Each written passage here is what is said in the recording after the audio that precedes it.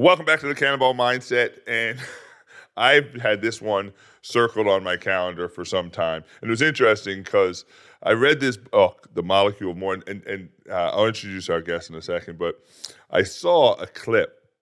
I saw a clip from an interview this amazing doctor did on the Lewis Howes podcast. And it was so captivating because there was a line. He said, the guy that can afford the beach house is the guy that will never enjoy the beach house. And I was like, wait, what? And I went down this rabbit hole and super excited that I'm going to get to unpack that and a lot more today. Dr. Lieberman is a professor of psychiatry and behavioral sciences at George Washington University in Washington, D.C.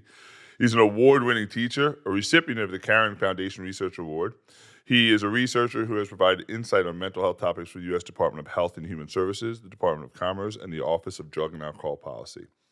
Dr. Lieberman shares his expertise on the basis of human behavior as a frequent guest on radio, television, and podcasts. He's the co-author of the international bestseller, The Molecule of More, which has already been translated into over 20 languages, and the author of the recently published Spellbound, Modern Science, Ancient Magic, and the Hidden Potential of Unconscious Mind. Super excited to have you here. I've never been so excited to talk to a psychiatrist in my entire life. It's Wow. Thanks so much for having me.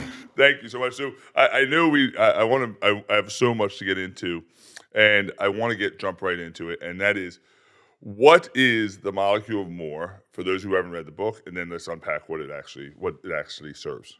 Yeah. So molecule of more is dopamine.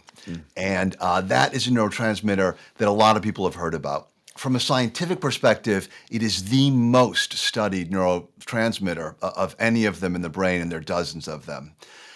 Most people, when they think about dopamine, they think of the pleasure molecule. They think of reward, euphoria, that kind of thing. And that's certainly an important role that it plays.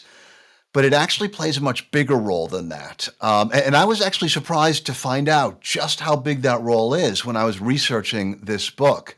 But dopamine is really about maximizing future resources.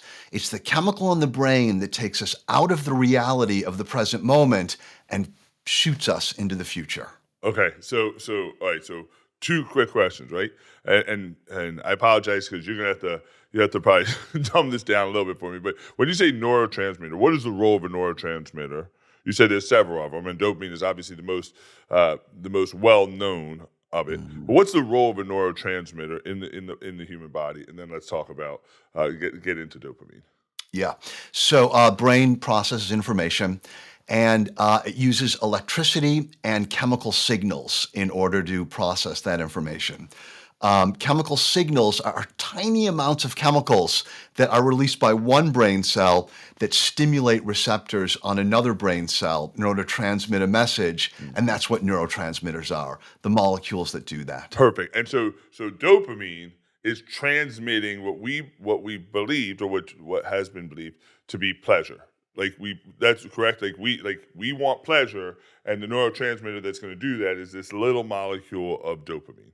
That's right. It's dopamine released in a very specific anatomical region of the brain, and that's what gives us that excitement and passion and pleasure that we get from things like accomplishing goals or eating good food or having sex, that sort of thing. Okay, so dopamine is for all intents and purposes, we want dopamine in our body to have a happy life, to be happy. Is that what you're saying? Like, dopamine, is this a good thing? Yeah. I don't think we want to label dopamine good or bad. It's a tool, like a power saw. A power saw can be very good. It can also be very destructive. Okay. So under the right circumstances, dopamine can give us pleasure. It can also give us motivation, excitement, and confidence. But one thing we might want to talk about is the difference between pleasure and happiness, because they are not the same, and dopamine will not give us happiness. Ooh, hold on. So pleasure and happiness are not the same. Dopamine will give us pleasure, but not happiness. Yeah, let's unpack that, because That's right. There are two fundamentally different ways that human beings can feel good. We can have sort of an exciting anticipation that makes us feel good.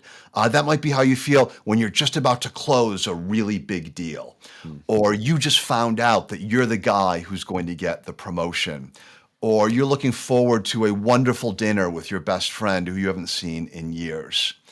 This is an anticipatory pleasure. It's a pleasure associated with the belief that your world is about to get better.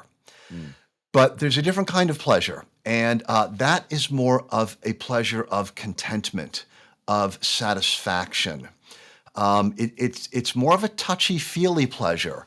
It's a calm pleasure, not an exciting pleasure. So imagine the difference. Let's say that you're a wine lover, okay?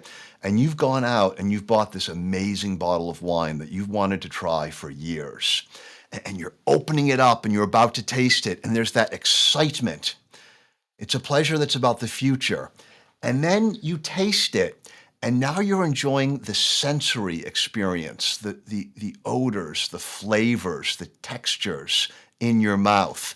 That's a present experience.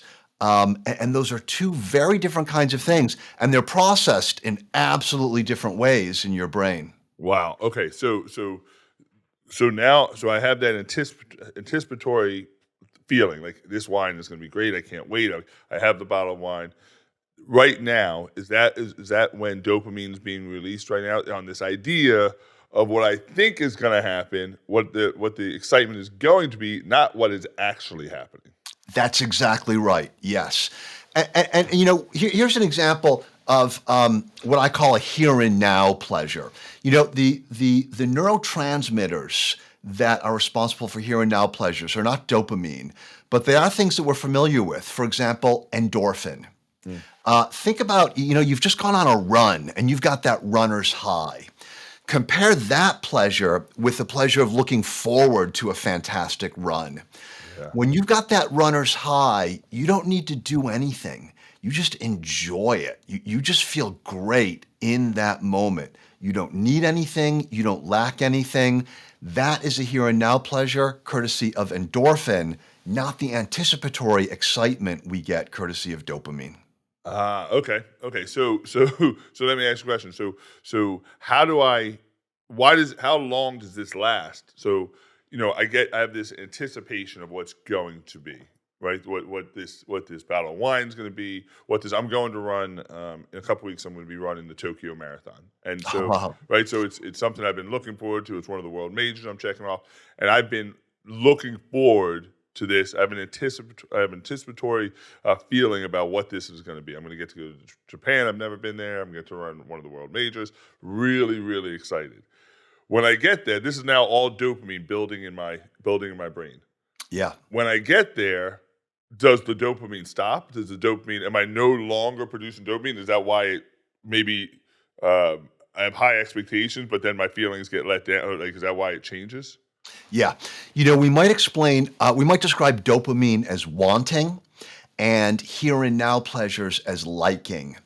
In general, wanting is a lot stronger than liking. Now, with the Tokyo Marathon, I think liking is going to be incredibly powerful. There's going to be crowds cheering you. It's going to be incredibly intense. So I don't think you can experience any letdown. But we do see the letdown with the common phenomenon of buyer's remorse. You've been looking forward to some huge purchase and you're all excited. You buy it and you're kind of like, is that all there is? Yeah. And that's when the future becomes the present, dopamine shuts off. And if you don't have the cheering crowds of the Tokyo Marathon, you might get that letdown. So then what happens? Then do you have to have something else to look forward to? Is this like this revolving cycle of having to look forward to and look forward to and look forward to? Because if I stop looking forward to, now I no longer have pleasure. Yeah, that's the trap of dopamine. I had a patient who was a womanizer, and all he wanted to do was pick up women, new women, and have sex with them. And as soon as he had sex with them, he completely lost interest in them. And then what happened was that All he wanted to do was get them to agree to have sex with him because that was the dopamine, looking forward to it. And she was hard to get. It was dopamine, dopamine, dopamine. As soon as she said yes, the possible became the actual. Dopamine Mm. shut off and he lost interest. He didn't even want to bring them back to his apartment anymore. Wow, because the feeling was being produced in the brain of this dopamine was being produced without even having to live in the here and the now. It was the anticipation. Yeah. And the reality was uninteresting because dopamine has nothing to do with present reality, only imagined futures. Wow. So let me take this in a different path then. So a lot of the people that are going to listen to this podcast are in some sort of sales role or some sort of they sell something or lead people. The idea of selling is, we want the sale. We want the sale. We salespeople by nature are hunters. They're like going through objections, they're overcoming this, and the dopamine is building, building, building, and then they get the sale, and no longer do they have that feeling towards that customer or that it's like, okay, give me the next one because I don't want to live in the here and now. It's more about the hunt for me. Exactly. Buzz Aldrin, second guy to walk on the moon. What could be greater than that? Reporter asked him, what was it like walking on the moon? And he said, oh, that was just something we did. Now we should do something else. If you're too driven by dopamine, which a lot of salespeople are, it can be very hard to take pleasure in the accomplishments that you might work for decades to achieve. And suddenly you've achieved it, you've reached the peak, and you're like, well, I'm not interested anymore. This is just boring now. So is it possible then that we should, I should say possible, should we be moving the goalpost? Should we change the goal, move the goalpost to make it harder, so we can anticipate it longer, or should we like make it easier in the sense of we get it and then we move on to the next? Like, do we speed this thing up or should we slow this thing down? Yeah, it depends what you're going for. Let's say you're going for happiness, okay? I happen to be too driven by dopamine personally, part of the reason I wrote this book. And when I work really hard and I accomplish something, I tend to minimize it after the fact. Beforehand, I'm like, wow, this is going to be the greatest thing in the world. After it's over, I'm like, all right, that was nothing. Yeah. And my wife doesn't let me do it. She goes, no, what you accomplished was wonderful, and you should appreciate it. And it's easier for me to appreciate it through her eyes than through my own. Wow. So one of the things I've tried to do is cultivate my ability to enjoy the things that I work for. And I believe that is going to increase my happiness. The side effect, though, is that it might decrease my motivation. Dopamine keeps us miserable, but it's misery and dissatisfaction that keeps us grinding away on that treadmill to get more, more, more, more. So happiness might come with a price. Wow. So yeah, are you saying because the achieving, like in dopamine, when I'm in a state of producing dopamine and going towards a goal or a challenge, whatever it is, when I'm going towards it, it's usually through struggle. It's usually outside of my comfort zone. It's usually something where I'm in a state of eustress or building these new neural pathways. And so I'm building dopamine, but I'm building dopamine in a state of it's hard, right? It's hard, yes. It's hard to do. Like, so Yeah. if you're producing dopamine, you're usually in some sort of struggle, and I don't mean like this life and death struggle, but a struggle of trying to figure out the problems, hit the sale, get the sale, run the marathon, whatever it is. Is that right? Yeah, that's right. And it's dopamine that's giving you the motivation, the energy, and the perseverance that's allowing you to overcome all the obstacles that stand in your way. Dopamine is absolutely fantastic in terms of helping us achieve things. What it stinks at is it doesn't permit us to enjoy the things that we have achieved. So is dopamine the evil stepsister of gratitude? Like, can I have a high level of dopamine? Like, can I be producing dopamine and also have gratitude at the same time? Yeah, but you've got to be able to pick up the right tool at the right time. If you're building a table because you want to have a meal and you're using a hammer to build that table, when the table's done and the meal's on the table, you need to put the hammer down and pick up a fork. If you keep using the hammer, you're going to smash all the dishes. It's the same with dopamine. Dopamine is fantastic in terms of driving us to achieve our goals. Yeah. When we reach the finish line, we need to be able to put the dopamine down. It's harder to do than it sounds. Really hard, really, really Yeah. hard. And something that this is why I think this book resonates with me so much, because I think one of the things I talk about a lot, actually almost daily, is a betterment over achievement, right? And so what I mean by this is I think that we have a culture where people are addicted to achievement. They're just, it's so like, I want to achieve this and I want to achieve that. And so the first marathon I ever ran was the New York City Marathon.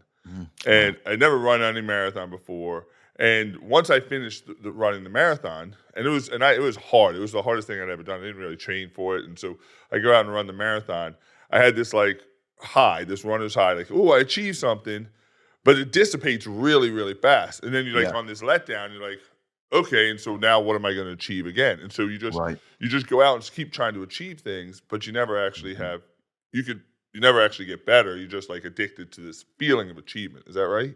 Yeah, I think so. And I think that the culture that we live in really encourages us to take a dopamine perspective on the world.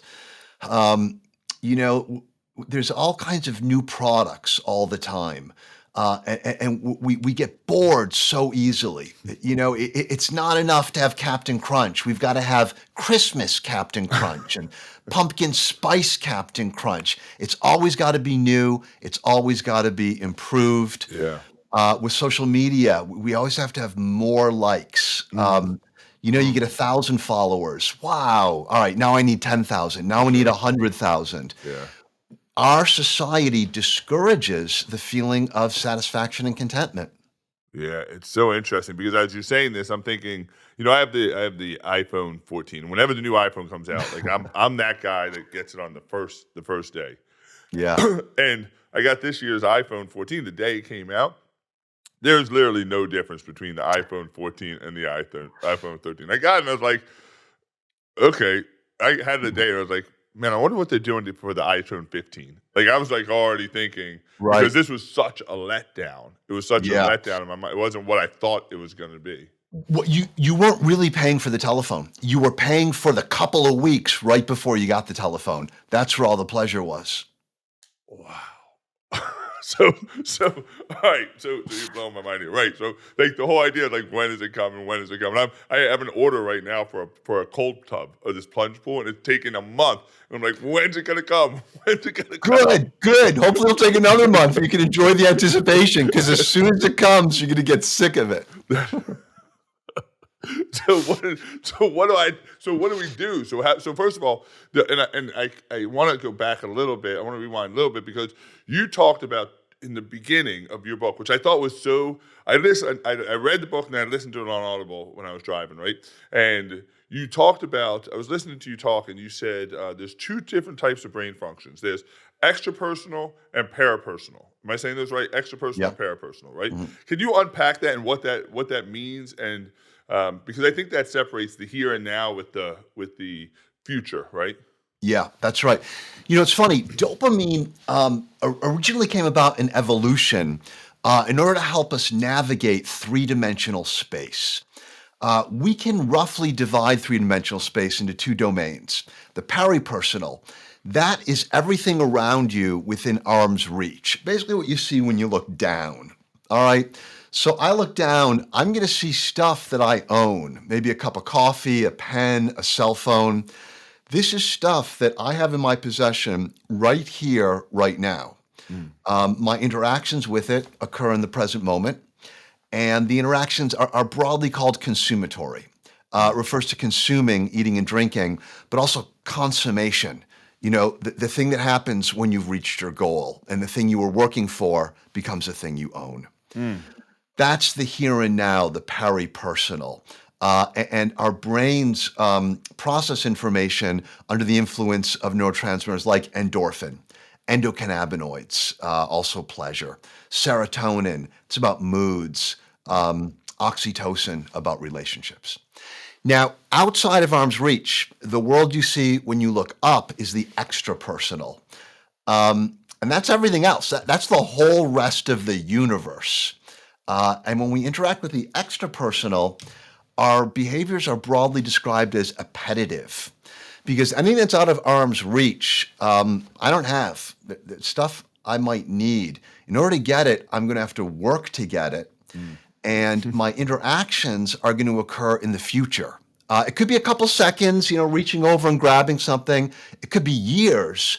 But whatever it is, it's not now. And therefore, it only exists in my imagination.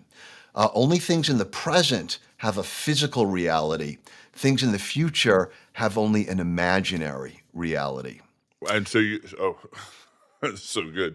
So I'm driving. I'm like, yeah. So I can't get to that. I can't get to this. I guess kind of tells you who I am. But I'm driving, listening to this, and I was thinking, man, you know what? I need to stop. I want to stop and get a cheesesteak. Right? It was a cheesesteak. I forget where it was, and I was like, man, I'm really hungry. And I started as I'm listening to your book, I'm anticipating like this cheesesteak. Yeah. That right there was the parapersonal, correct? That's the parapersonal. That's the extrapersonal. Extrapersonal. I'm sorry, extrapersonal, right? That's the beyond the personal space. I don't have it right now, but the anticipation for it. But if I had it right now, that is the parapersonal. If I have it right now, I can touch the parapersonal. And why is it important to understand the difference between the two? Yeah. So, if you think about it, it seems like an incredibly uneven distribution. The peripersonal is a few cubic meters around me. The extrapersonal is the rest of the entire universe, right? It on the surface, it might not seem like a sensible way to divide up the world, but it is. Many people have heard the expression, either you have it or you don't. Yeah. To our evolutionary ancestors, that could be either you have it or you're dead. Mankind lived on the brink of starvation for the vast majority of our evolutionary history. Huge difference between resources you have, food, tools, sexual partners, and resources that you don't. And so you need to manage the peripersonal world and the extrapersonal world in two completely different ways. And it's the extrapersonal world that we manage with dopamine, the things we don't have but want or need. So would it be fair to say, maybe it's not all the time, maybe it's not 100%, but would it be fair to say if you're somebody who doesn't have wants and needs, doesn't have anticipation, doesn't have the desire to have the new iPhone, have the better car, the hit the goal, does that mean that you are dopamine low, that your body isn't producing dopamine? Yeah. It's a little bit more complicated than just how much dopamine. There are different kinds of receptors, different kinds of enzymes that break it down. But some people have a lot more dopamine activity than other people. Buzz Aldrin, for example, has an enormous amount, obviously. If we want to think of someone with lower dopamine activity, we can think of something really good, like let's say a Buddhist monk who is just utterly content having nothing. He's just the happiest guy in the world, and he just wants to sit underneath his lotus tree and meditate. On a more negative side, we might think of the 30-year-old guy living in his mother's basement, smoking pot all day with absolutely no ambition whatsoever. Yeah. So these are neither good nor bad. They can manifest in good ways, manifest in bad ways, but I think the goal is to understand that these are two very different tools, and ideally, we should get good at using both of them. Do you have a say in your dopamine levels? Do we as humans have a say in, hey, I want to increase my dopamine level? Or is it just genetically you are either born with a high dopamine production or a low dopamine production? Most of it is genetic, but we do have some control over our brains. So as I mentioned, I tend to lean a little bit too much to the dopaminergic. And so sometimes I will be at home with my family, and I'll be thinking about what I'm going to do at work tomorrow. And then I'll stop myself and I'll say, wait a minute, this is not a dopamine moment. This is a here and now moment. I'm going to stop thinking about what's next, and I'm going to try and pay attention to the words my loved ones are saying to me. And I'm going to pay attention to the feelings being with my loved ones give me. So we can make a conscious, deliberate effort to pull ourselves into the present moment if we feel like we're doing dopamine processing when really it ought to be here and now. When it should be here and now. So we can retrain maybe our brain and our systems to be more present, right? More in the parapersonal, more in the here and now, where, all right, my brain is telling me right now to think about the Knicks game later tonight. But I need to squash I need to drive down the dopamine rush right now by forcing myself to be here and now and be present right now. Yeah. And I think that your use of the word train is spot on. It's hard and it takes practice, and it's something we get better at as we go along. When I was training to be a psychiatrist, one of the things I had to learn is when I'm doing psychotherapy, I need to listen to what the patient is saying, and I need to listen with all of my attention. Now, just sitting back in your chair listening doesn't sound that difficult. But you try it when you're with a friend. Try to listen with 100% of your attention for 60 seconds. It's hard. Yeah, it's very hard. Yeah, think about this. Like, so as a podcast host, this is controlled improv, right? So, Right. So you're speaking, and you have to train yourself to be like fully present in your answer right now, not anticipating what the next question you're going to ask is. That's right. Is that right? And it's so hard. Yeah. And while you're talking, I'm thinking about, okay, what am I going to say next? Yeah. But really, I better be paying attention to what you're saying. Yeah. And Not so in easy to sales, do. I think in sales, again, I'll go back to a sales thing. In sales, this is vital. It's vital because we're thinking, how do I get the sale? How do I get the sale? We're thinking in the extra personal. We're thinking in the future, I'm going to get the sale, as opposed to in the parapersonal, I have the customer right in front of me right now today, and I need to better be listening. I need to be here and present right now. So train your brain, or try to train your brain to lower the dopamine level for right now and be present here. So can I change where I get the dopamine level though? Actually, can I just comment on something? Yeah. I just want to tell you a secret that psychiatrists know that I think would be useful for salespeople. Yeah. When you listen to someone, got a little blurry. When you listen to someone with 100% of your attention, some strange things can happen. In psychiatry, when the therapist listens to the patient with 100% of his attention, the patient starts to project unconscious contents on them, and they might start reacting to them as if they were very important people in their lives. Charismatic people know this, and sometimes you will hear a charismatic person being described as making you feel like you're the only person in the room. Yeah. Have you heard that description? Oh, yeah. She makes me feel like when she talks to me, I feel like I'm the only person in the room.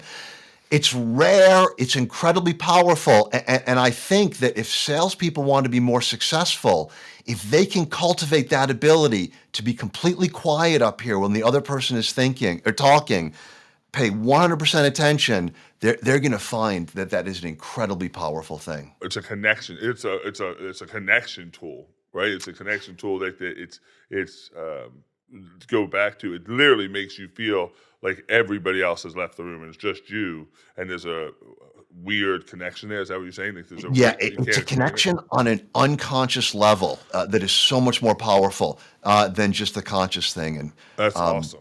That is awesome. I love that. So let me ask this question. So can I train my brain?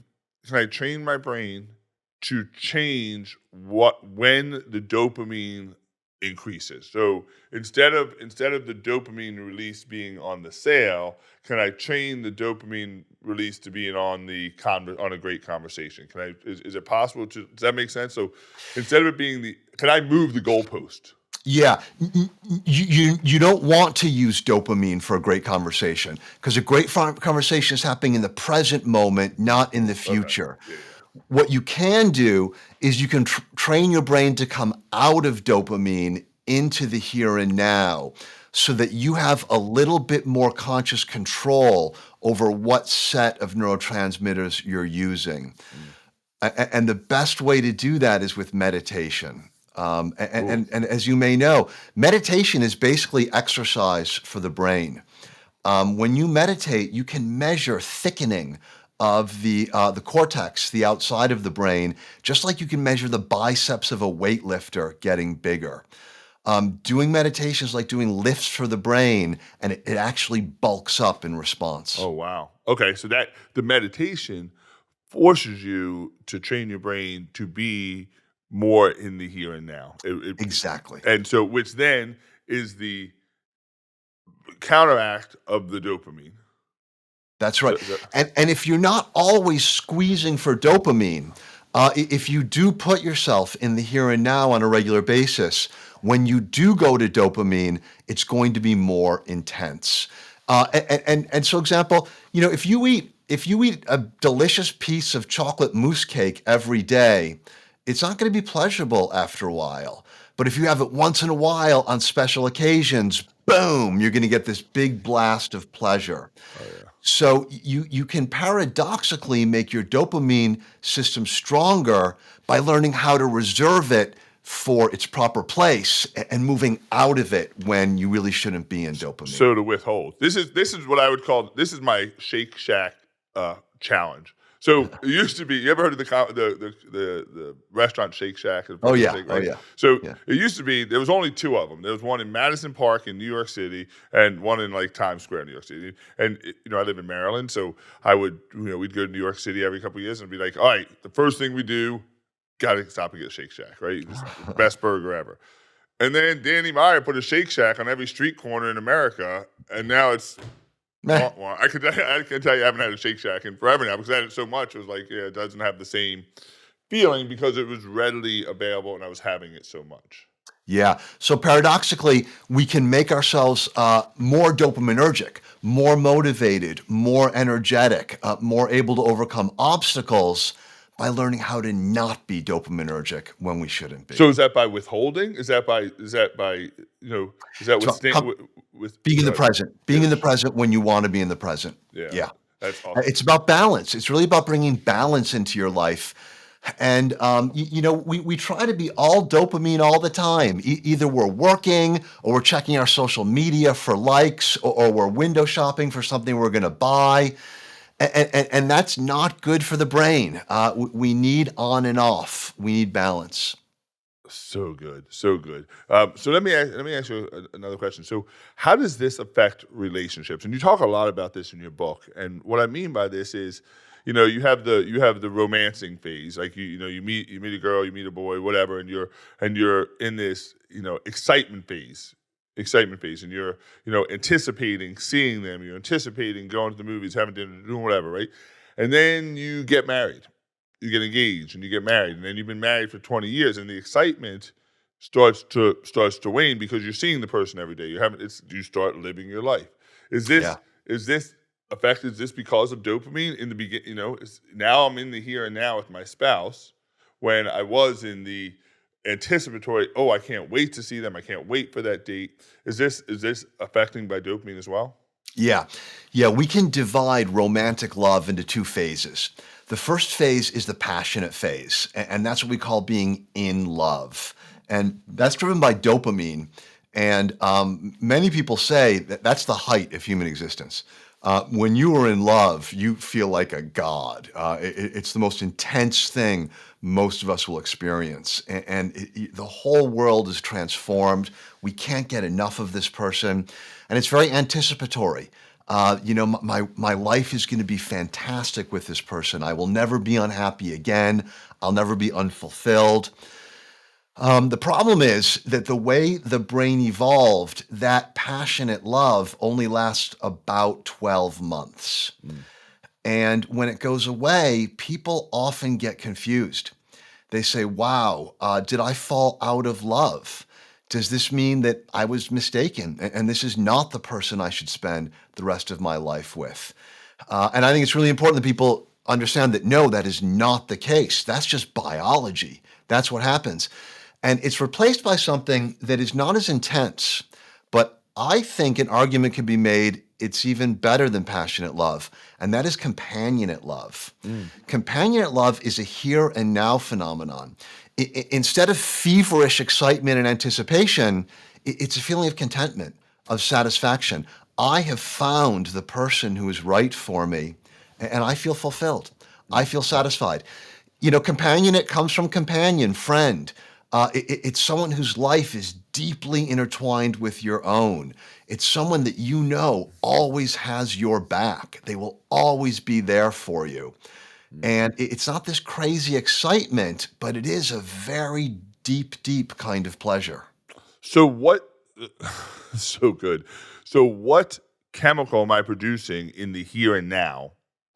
What's the chemical? I'm not producing dopamine, but if I'm in that companion phase, right? I'm in that companion love, right? Companionship love.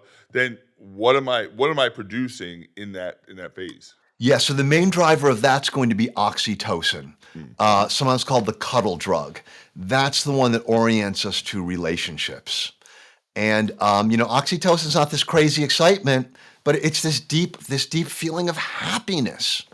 So all right. So now I'm putting all this together. So dopamine is the anticipation, drug, and oxytocin is the here and now drug that gives me happiness. So oxytocin, happiness, dopamine, anticipation. Yeah. And the beautiful thing about companionate love driven by oxytocin is that it goes on and on and on. It's not like dopamine where the clock is always ticking and it's going to come to an end. Companionate love gets better and better the longer it goes on. So so again, is it go back to what I said a couple minutes ago, is it the training of the brain to train your brain to produce oxytocin here and now, right? By meditating, by being present in the moment. Yeah. And withholding, maybe not withholding, but with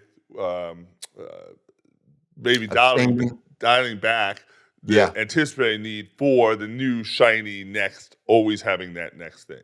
Yeah. So when you're in love, just enjoy it. That's going to be one of the high points of your life.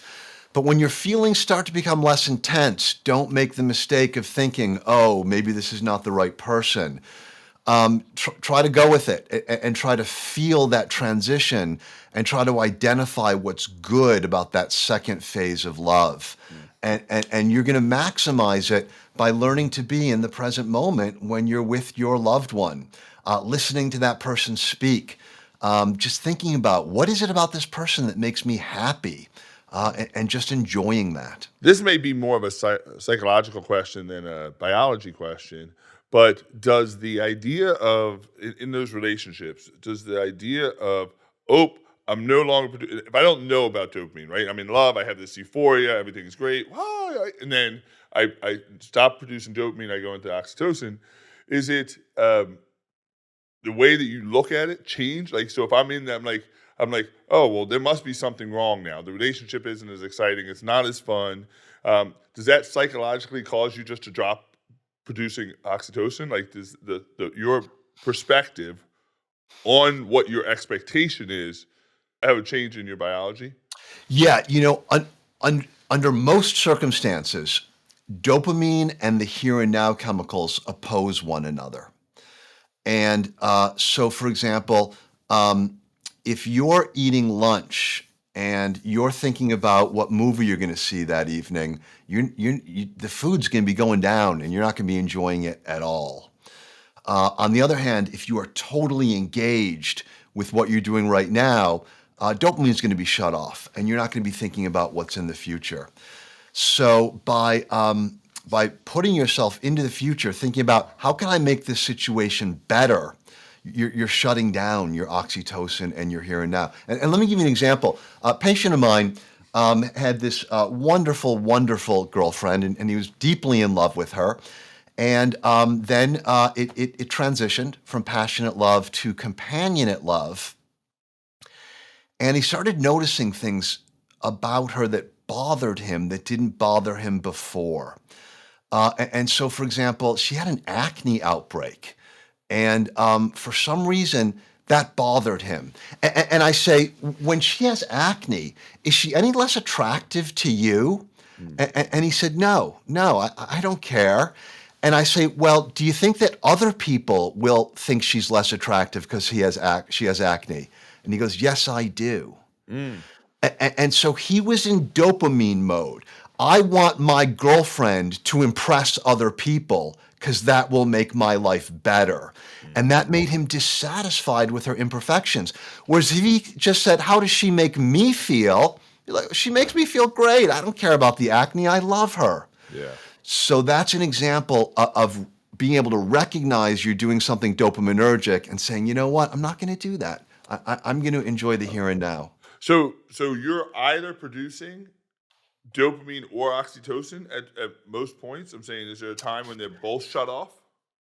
So under ordinary conditions, you're either doing one of the H and N's. It could be oxytocin, it could be endorphin, one of the H and N's or some combination, or dopamine. Under very extraordinary circumstances, they work together, and in some ways, that's the height of human existence. When you are producing dopamine and oxytocin, And what would be yeah. a scenario where you could produce both? Is it just a genetic thing, or is it a behavior thing? When you're engaged in creativity, you produce both of them.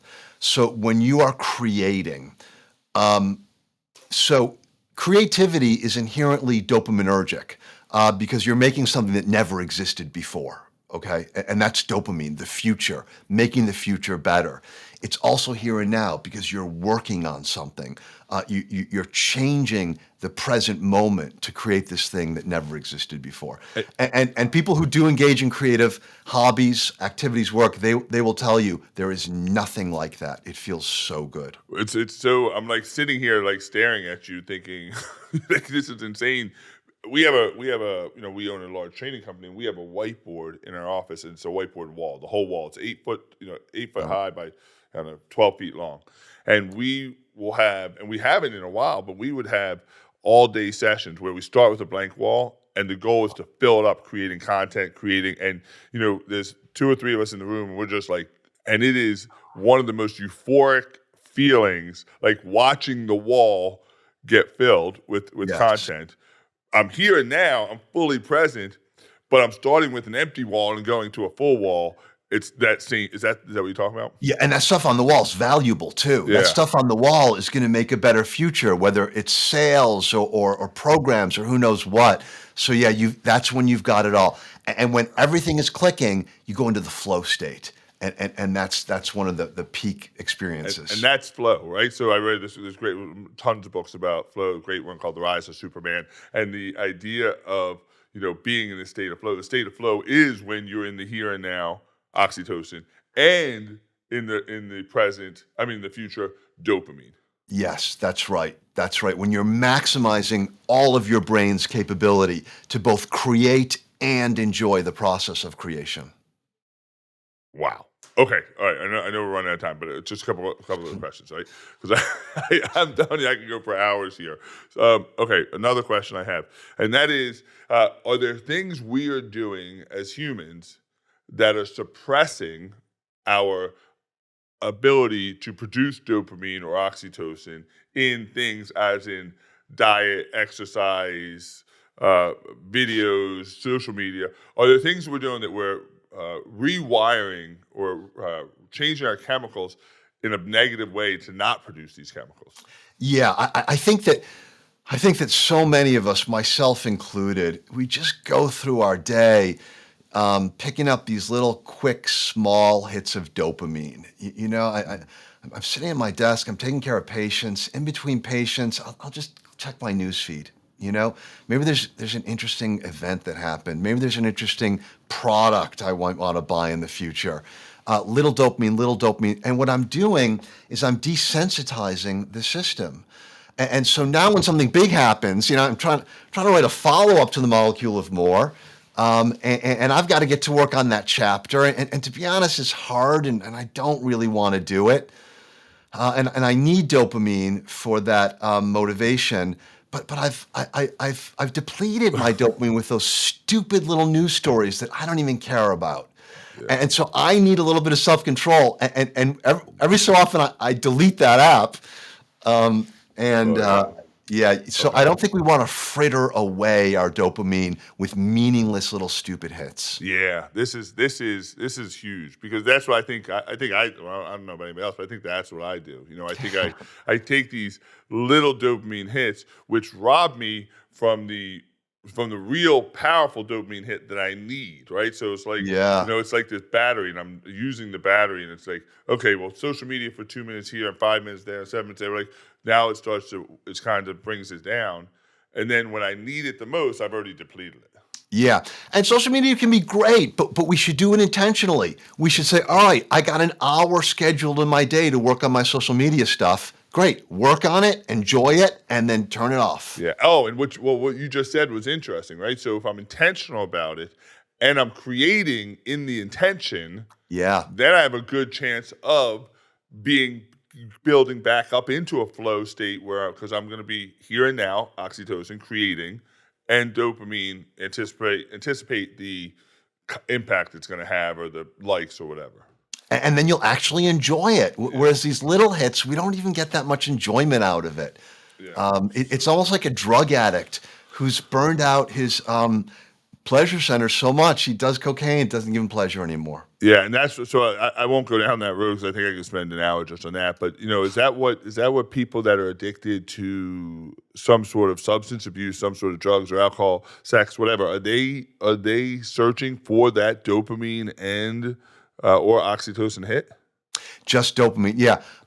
All drugs of abuse, any drug that can create compulsive use, addiction, stimulates dopamine in an artificial, powerful way. And that's what it is that enslaves people. And they get addicted to that feeling of the dopamine hit, and then Yeah. they have to keep going back to it. Yeah. And, dopamine was originally evolved to make us pursue survival behaviors, getting food, winning competitions, reproducing. And so when we get a hit of dopamine, it makes our brain think, okay, this is essential for our survival and success. And when we artificially stimulate it with a drug, it scrambles our brain. And our brain starts to think the single most important thing in my life, more important than family, more important than my career, is using this drug. And that's why people throw away their entire lives just to get that drug. Unbelievable. All right, two more questions, and I know we went long, and I apologize, but okay, where do people find you? Because I just got an hour unfiltered access to you, and I'm like, well, this isn't going to be enough. I need like another 24 hours or 48 hours or something. Where do people find you to get more of you to unpack this even more? Because this is unbelievable stuff. They can check out my website, danielzlieberman.com. And then, real quick, tell me about this new book, because I haven't read the new book yet. I've ordered it. I have not read it. And that is Spellbound, Modern Science, Ancient Magic, and the Hidden Potential of Unconscious Mind. What is this about? And give us a little preview. Yeah. The vast majority of our brain is out of our conscious control, and that's called the unconscious mind. It's the uncontrolled mind, and it is so important, far more important than people think it is. Let me give you one example. We spend our lives pursuing our goals, pursuing our desires.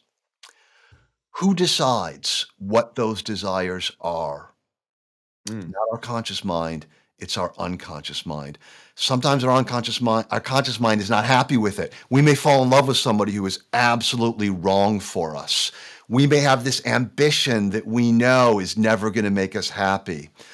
We need to learn to understand our unconscious mind, where desire, where emotion, where 90% of our life comes from. We need to learn to understand that and to form a working partnership with it. And that's what Spellbound tells you. Love that. I love the digging into unconscious mind. And you just said it. 90% of what we do every day is unconscious. Is that correct? Yeah, that's right. Yeah. So give me an least. example for the people listening. Like, what does that mean? 90% of what I do is unconscious.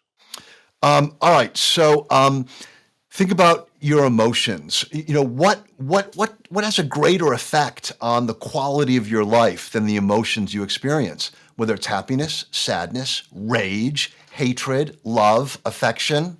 Right. Unconscious mind. You have no control over those. You have no control. It just happens it hijacks you. It hijacks you. Yeah, I mean, we work real hard to try to make it more likely that emotions come about. We may plan a wonderful picnic in a beautiful scenic park.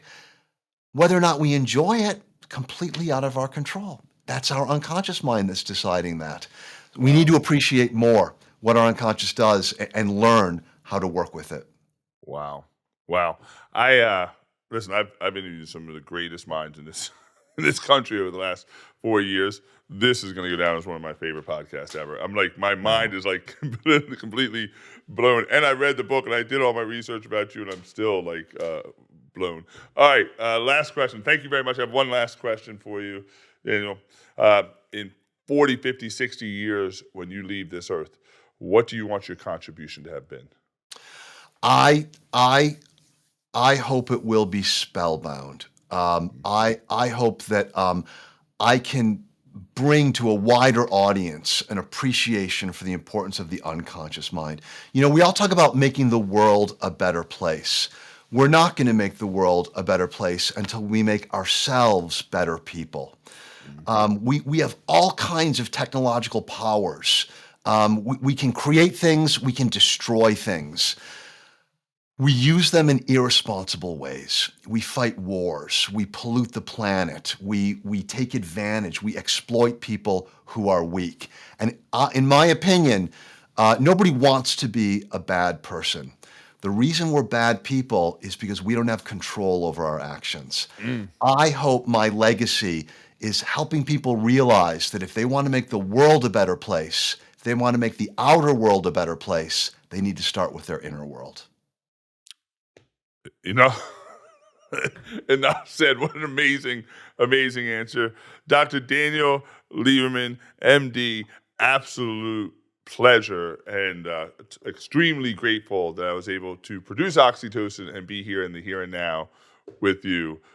Thank you very much. Thanks so much for having me.